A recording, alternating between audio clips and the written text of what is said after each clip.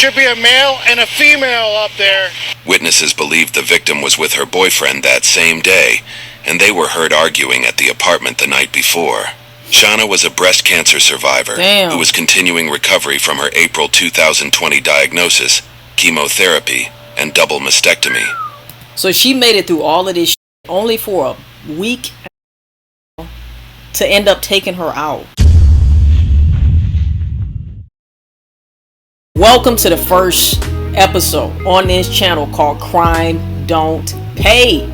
In this video right here by MN Crime, shout out to MN Crime. The original video is in the link in the description down below. So if you don't want to hear my commentary on it, click the link in my description down below to check out the video. All right, so this particular video is fresh out of prison. He set his girlfriend on fire. Now I'm going to bring some education to this and let you know, which obviously we all know that we shouldn't be setting anybody on fire, okay? But he set his girlfriend on fire. We're gonna go ahead and get into this video. We're gonna break down why exactly we should not do things like this to our loved ones or to ourselves, okay? We should not commit any of these acts to anyone or on anyone, including ourselves, all right? So let's get into the video. Let's see what's going on. Early in the morning of August 26th, 2022, officers in Washington County arrested a man near a Highway 36 overpass. He was found lying in the grass, carrying a blood-stained piece of paper along with an EBT card belonging to a woman named Shauna Daniels. So you stole her EBT card and set her on fire. Bruh, you ain't shit. Second, you're under arrest. Don't move. Who was this? It doesn't look like he can move unless he's just in the grass because he's trying to hide, which he's not doing a great job at. Man. And what was he doing with the EBT card of a woman who was found stabbed and burned in her apartment just... He was trying to spend that shit. Hours earlier. And who was the 43-year-old victim, Shauna Daniels, who firefighters found so brutally murdered in her bedroom? Around 6:30 p.m. on August 25th, crews rushed to an apartment building on the 2200 block of South Avenue East in North St. Paul after getting reports of a fire. Thick black smoke was pouring out of apartment 8 as officers and fire crews tried to make entry, hearing someone inside cry out for help. Damn. That gotta be heart-wrenching. Being a police officer, being an officer of the law, being of service to people, saving people's lives every single day, right? And the fact that you can hear somebody scream, you see smoke coming out of the residence, you can't personally get in to save that person. I just can't imagine, man.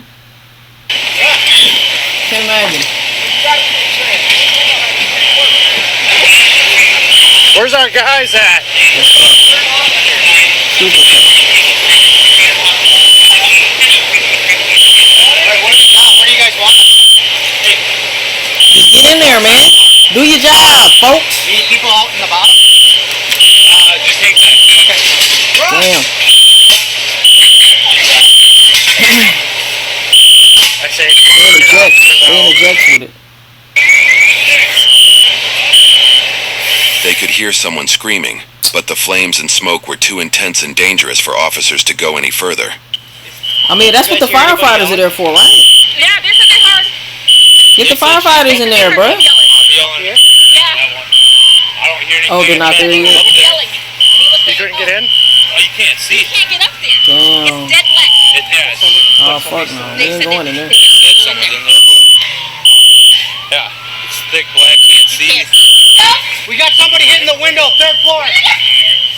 She kind of thick, too. I ain't gonna lie to you. You know what I'm saying? Tell him. Smoke ain't the only thing that's sticking that motherfucker, you baby. Oh, man. I'm gonna have fun on this channel, dog. Yeah, you can see the smoke. Top right corner. You can see the smoke in there.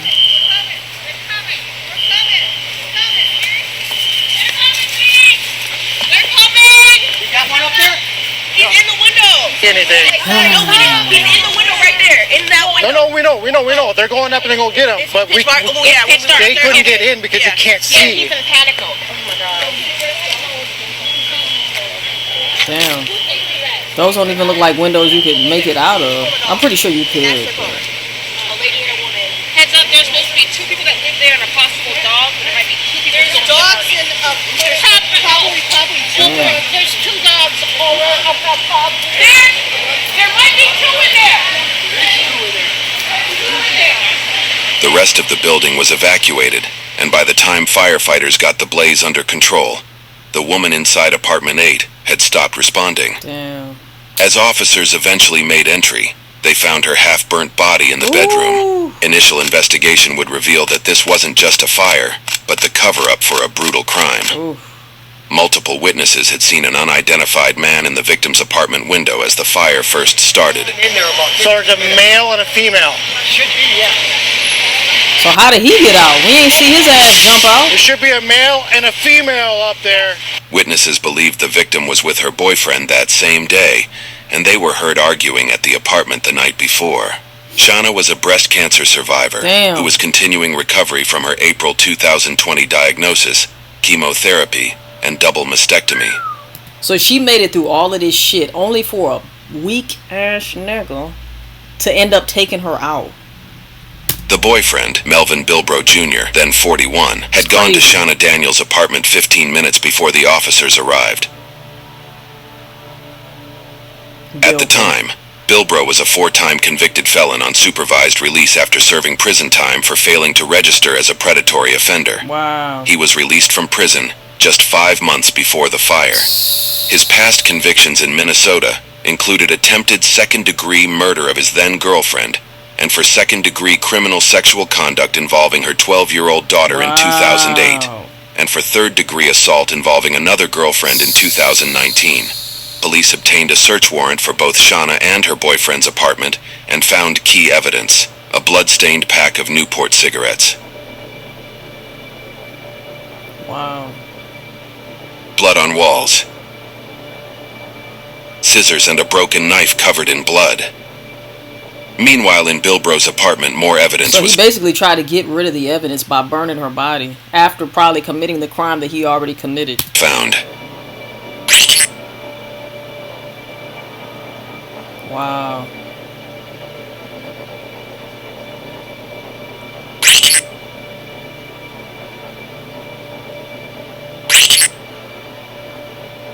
One of the clearest pieces of evidence against Bilbrow was a dog covered in soot and smelling of smoke. Oh, the dog found in his apartment belonged to Shauna. It became clear this wasn't just a tragic fire. It was the scene of a murder. The autopsy reports revealed that the cause of Shauna's death was not an accidental fire, but homicide. She had multiple sharp force injuries to her head and neck, with a perforation to her left eye. Her nasal bone was fractured. Police officers spoke to a witness who called Bilbrow and told him of the fire. Bilbrow said that he was with Shauna when her ex-boyfriend showed up, so he left. When his apartment was searched, he was nowhere to be found. The next day, Bilbrow was finally located by officers as he hid in grass near a trail and was arrested on the spot. He was found with a blood-stained piece of paper, along with Shauna's EBT credit card. We'll talk in a second. You're under arrest. Don't move. This nigga ain't shit. Yeah, you want to grab him over there? Yep. My left? Yep.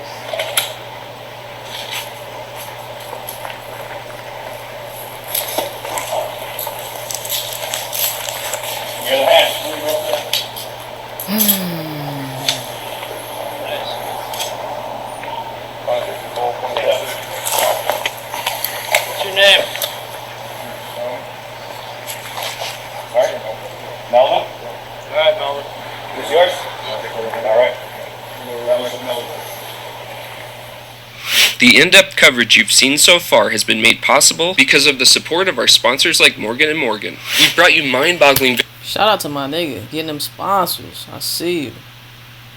I see you, man. Get that shmoney. Get that shmoney. Find the link in the description. After his arrest, Bilbrow agreed to speak with investigators about the fatal fire and the death of his girlfriend hours earlier. So we want to clear up a few things with my partners. Even though, of course, this crime is stupid, right? Like, why would you be so insecure to the fact that you have to not only put hands on a woman, but also take her out of this life, right? But on top of that, you're talking to the police. Even though I'm glad you're talking to the police, how dumb can you be? Anybody who talks to the police, y'all are wild. If you're talking to the police without an attorney, you're wild. Come on, man. Like, when do people, even innocent people, don't need to speak to the police? Come on. But I do feel like a lot of these guys, a lot of these killers, they end up speaking to police because they really want to get it off their chest, and they really are holding a whole bunch of guilt on their shoulders, and it feels better, even though they know that I'm telling on myself, this is a dumb move. I think something within side of them, whatever little piece of good inside of them, actually wants to get it off of their chest. You know what I'm saying? It could be for a selfish reason. They don't want to carry around a burden or whatever the case is. But it's stupid as hell to talk to the cops. But anyway. I'd like to keep talking with you here, if that's okay. Alright. So, like I mentioned before, I guess I'd like to talk about you being under the bridge a little bit.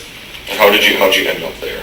I was just there, man. Seriously, I got nervous as hell because all I know was moving on the left side of me and moving on the right side of me. So I was just sitting in the middle so I can watch both sides. I don't know what it was, but I just wanted to move when I felt a little comfortable. Because I told you I smoked some weed, not really high, and that's that. Okay. You're quite a long ways away from North St. Paul, I guess. Under that bridge. I think the first time. It's a pretty decent walk, I think. It was like a 10-minute drive for us. I usually jog. So you ran that whole way? No. I usually, when I'm working out, I jog. You jog away from the crime scene. So I've been further than that. How long were you on the trail for? I have no idea. That nigga was just running and running and running. You can't run from your problems. You can't run from what you did. You can't run from your pain and your guilt and everything that's going to follow you. Steps. What time did you leave the apartment, your apartment? I don't even remember. Because I went right across the street and that's why I ran into Jay and he started smoking weed. How come you didn't stay at the apartment when people were telling you that? And I called. I'm the one who called. I was making phone calls. So I let them like, look, what's going on? Went back upstairs. I went to the store and came right back. But I was in the area. You went to the store? Yeah. What store? Holiday. Holiday? Did you buy anything there? Cigarettes. Cigarettes? Okay. And where'd you go after Holiday? Right back around the area. What do you mean? What area? Where on the street from my house. I was coming right back down here, so I'm like, wanting to go around. Everybody thought I went in the building and started saving people. Like, So how come you weren't hanging out when the fire department and police department arrived? Because everybody else was. I mean, pretty much everybody that lives there was there. I don't hardly even be at home. I'm usually at work at this time. Yeah, I understand that. I guess the kind of question that I'm struggling with is that you've got a friend, right? Probably a pretty good friend, it sounds like, that you have some sort of relationship with. Had a friend that I was abusing. And you realize that her apartment's on fire, and then you just leave. Well, I see it's happened before. So I'm sure it has happened before. That's what it was. She cooked a couple pieces in the damn oven and they just caught fire in there. So, okay. Yeah. And you didn't think to go check on her? Well, people are telling you that there's a fire inside her apartment? I'm guessing there's probably flames shooting out the windows. I was there for a brief, you know what I'm saying, but I don't want to. You were there for a deal brief? with. No, I was outside when they came and banged on my door. So why'd you act surprised when we asked you or told you that there was a fire there? I wasn't that surprised at all. I'm really struggling with why you wouldn't stay. He can't even sit still. Look at him, hanging his head like a bitch. I mean, I think the average person, a reasonable person, would have stayed in that situation. If they're friends, they're close friends, their apartment's on fire and probably something could have happened to them, you'd stay around because you're concerned, right? Right. You want to be with your other friends and help them deal with it and vice versa. Okay, so I'm struggling with. Look at him why rocking you back and chose forth. to leave. He's self-soothing right now, y'all. He feels so uncomfortable. Honestly, I don't want to smoke. So that's why I left. You wanted to smoke, but you smoked her. Smoke and just sit back and see what happens. Because it's like, Sit back and see what happens. I can't do nothing, about it. I'm just going to be in the way.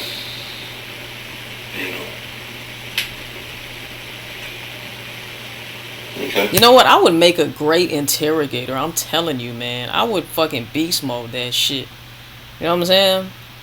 I would be a great fucking interrogator. I would get all of these niggas to talk. Then we end up finding you and arresting you. I know how to make people feel comfortable. You know what I'm saying? To the fact that they can actually express themselves. And you had that piece of paper that we talked about in your pocket. Right. With the blood on it. Whose blood is that? That's mine. That's yours? I'm sure. Where's your cut at that blood came from? I'm right here. Told you I work with a corrugator at work. Show me where the cut is. Right. On your knuckle? Yeah. Okay. I work with a corrugator, if you're ever familiar with that. So that's what, there's a fair amount of blood there on that piece of paper.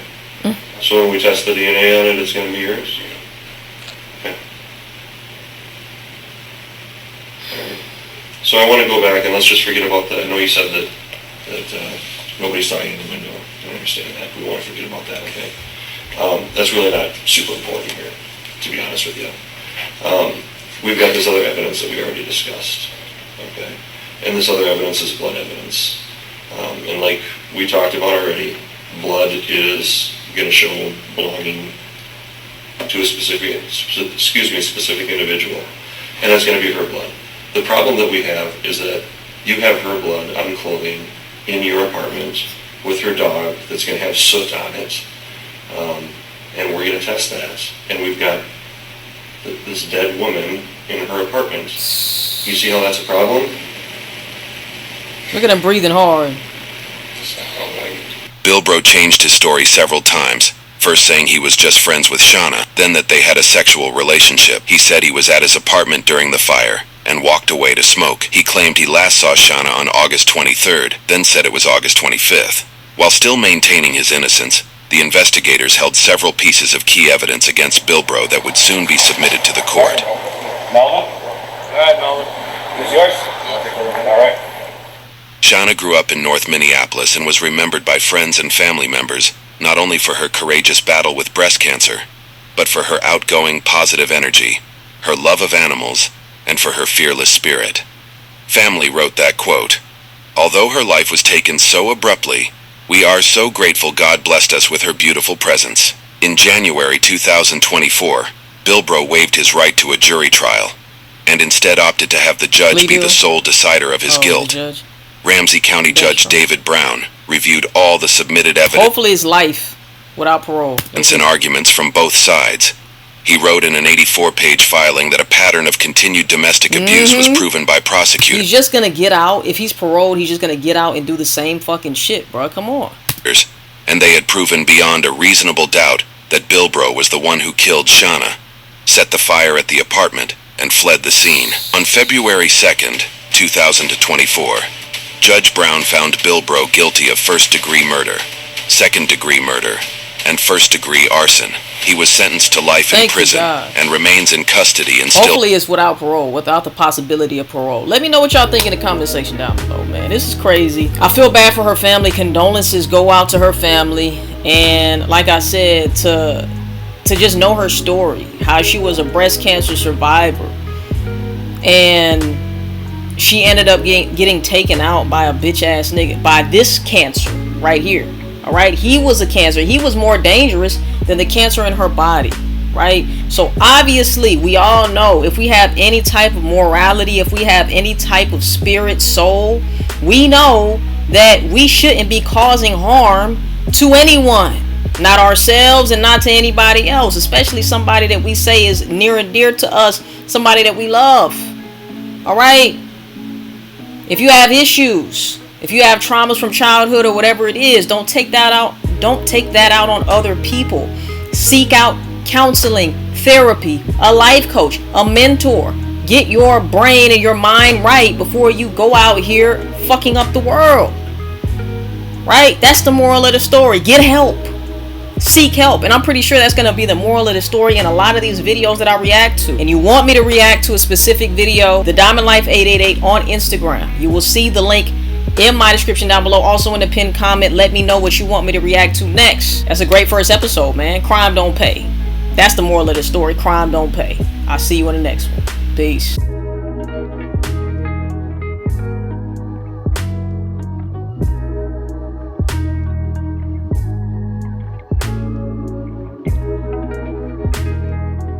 peace.